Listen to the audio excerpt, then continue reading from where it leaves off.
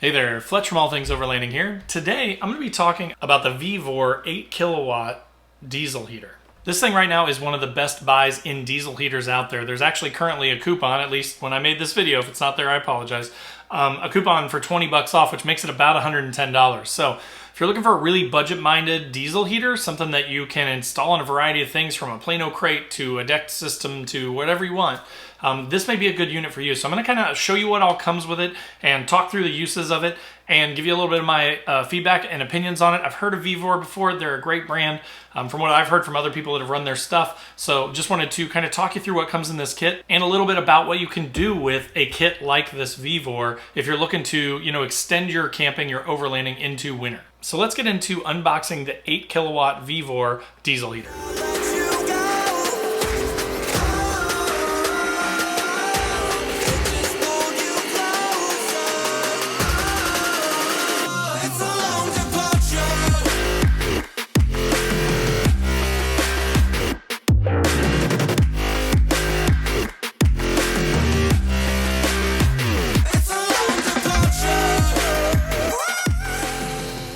All right, guys, so as I mentioned today, I'm talking about the VEVOR 8KW diesel heater. This thing is kind of like an all-in-one package when you buy this thing. So you get, of course, the main body of the diesel heater. The core of it inside this plastic is all aluminum, sandblasted aluminum. So as far as like heat building up, it builds really fast. It's also well made. It's not going to rust because it's aluminum. So, good solid construction for such a budget piece of gear, right? So basically with this unit, you do have 4 outputs. So you could run this to 4 different things. You could have 4 different tents. I've heard from folks that 8 kilowatts is kind of overkill, especially if you're talking about like a rooftop tent or, a bed cap on a truck or something like that. What I will say though is like there's no such thing as overkill, right? Because you can always turn it down. So I'd rather have the ability to, again, if I was going to run like if my kids were with me and I needed 1 tube to go to a tent, and if my rooftop tent needed 1 tube to go to it, and if my, vehicle had my dog in it and I needed another one to go to that, this kind of gives me options, right? I've got 4 different outlets that I can plug into and use to heat up 4 different places, 4 different locations around my camp. Or you can share it with friends. That has happened to me before where I totally forgot my diesel heater stuff one time, and I had to borrow a buddy's diesel heater and pump it into my tent, which was actually awesome and a lifesaver because it would have been a really chilly night without it. But having those multiple outputs is really nice.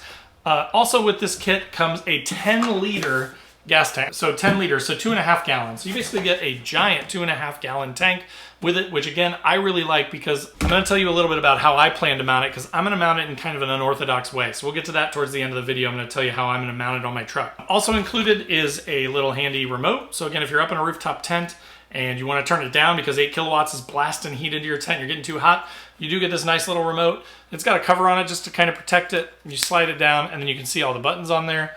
So you can turn the unit on and off, and you can turn the temperature up and down really easily with that remote. In addition to that, you get a little screen. So again, it's separate, which I kind of like. Because this is like a DIY kind of kit, you can buy these as an all-in-one, which I will put a link to in the description below, that kind of like this on the book here, that comes in the case. So if you don't want to mess with installing this somewhere else, then you could buy the all-in-one unit.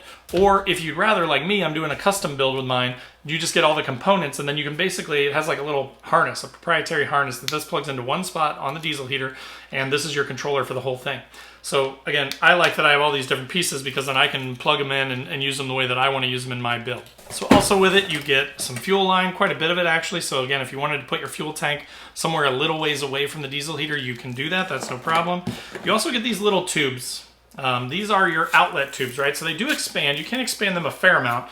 But one thing that I will say in my experience with diesel heaters is these kind of suck, being honest, right? So you may want to replace these or upgrade these. There's a ton of these. I'll put a link in the description below to the ones that I've used on Amazon. Kind of like dryer duct vent is essentially what you're looking for. You're going to have some heat loss, but again, with an 8 kilowatt or even a 5 kilowatt unit, it's going to be pumping so much heat that even if you lose half the heat coming out of it, you're still going to be sweating in your tent. So these are okay though if you're going to be really close, right? I'll go ahead and just spill the beans here. What I'm thinking is I'm actually going to build this into my decked system. So it's kind of under the decked system.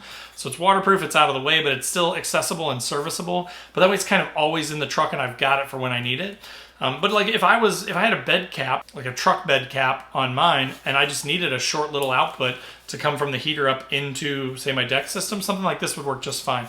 But if you are, up on top of your truck in a rooftop tent, and the diesel heater is, maybe you do an all-in-one in the box type of a unit, and you're setting it down on the ground, you need probably like 6-8 feet worth of ducting. So I usually go with like a 10-foot duct piece for that. Because again, even when you fully extend this is maybe like a foot and a half long right now. When you fully extend this, you might get to 2 feet. I mean, it extends a little bit, but it's not going to go super, super long.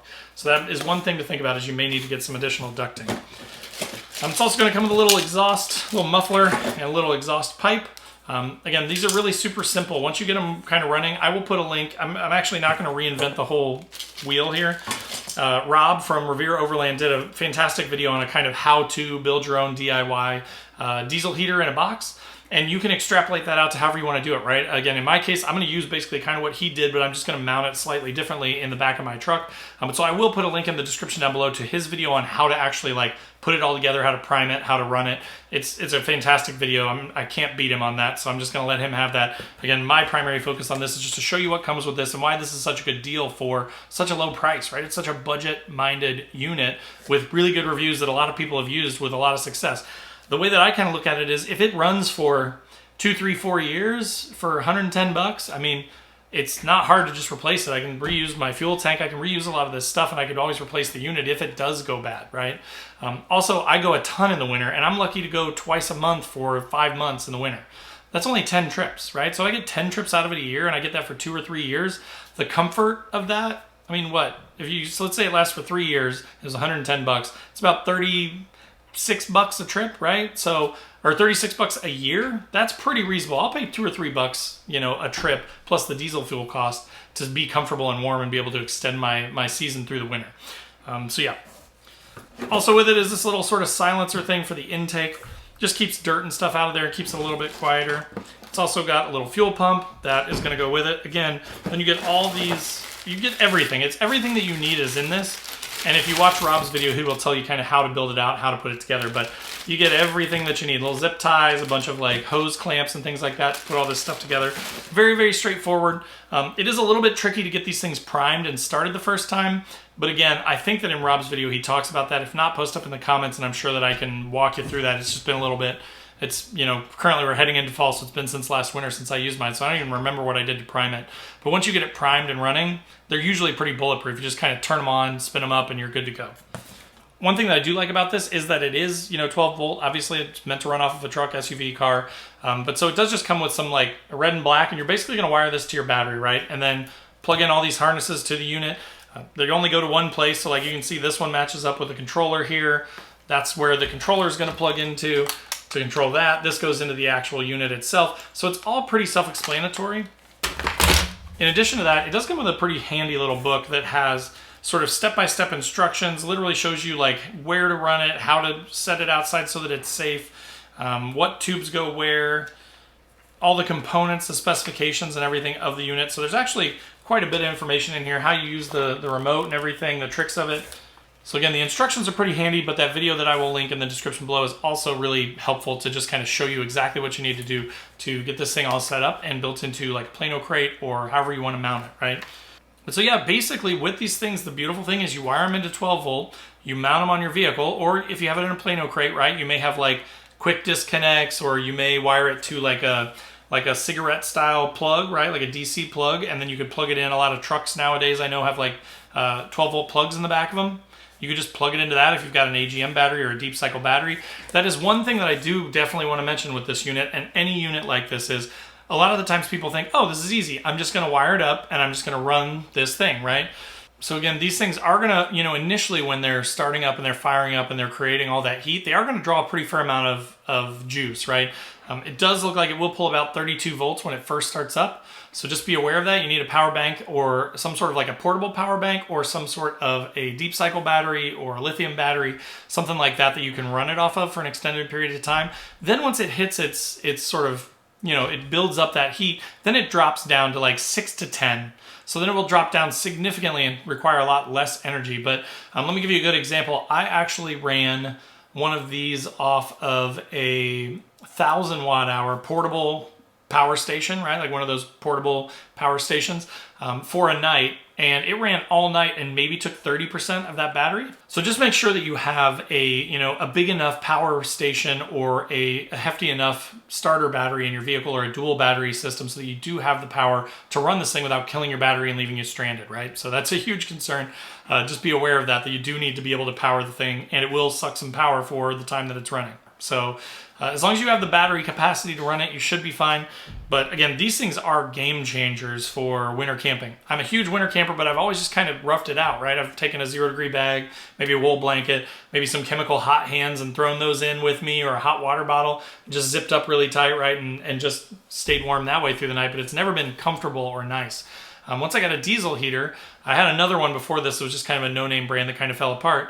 It changed everything, right? Like I went in March to Wisconsin. We were in like 1.5 feet of snow. We camped for 2 nights, and I slept like a baby, like t-shirt and boxer shorts. Like I was warm as could be. Also used it at More Expo in April. It got a little chilly there. It was down in the 30s, I think, and slept like a baby. It's so nice. It's so comfortable. So it really will change your trips. So I'm kind of dedicated to this because, again, I primarily go fall and winter. So especially if you're like a fall and winter camper, you can't go wrong with one of these for like 100, 110, 150 bucks, somewhere in that ballpark is what most of them run. So again, I will put a link to this one in the description down below. Also one to their full, like, all-in-one sort of system, because I think they're great units. Just typical features, right? Like they're very similar to the other ones too, but the thing that kind of makes it different for me is that VEVOR name, right? Like I've heard of it. I know a bunch of people that have run it. When you see people ask this question on the Facebook groups, everybody says, yeah, VEVOR is a great, budget-minded option. So that's kind of why I went with this one. So again, I hope that's helpful for you. If it is, click that like button.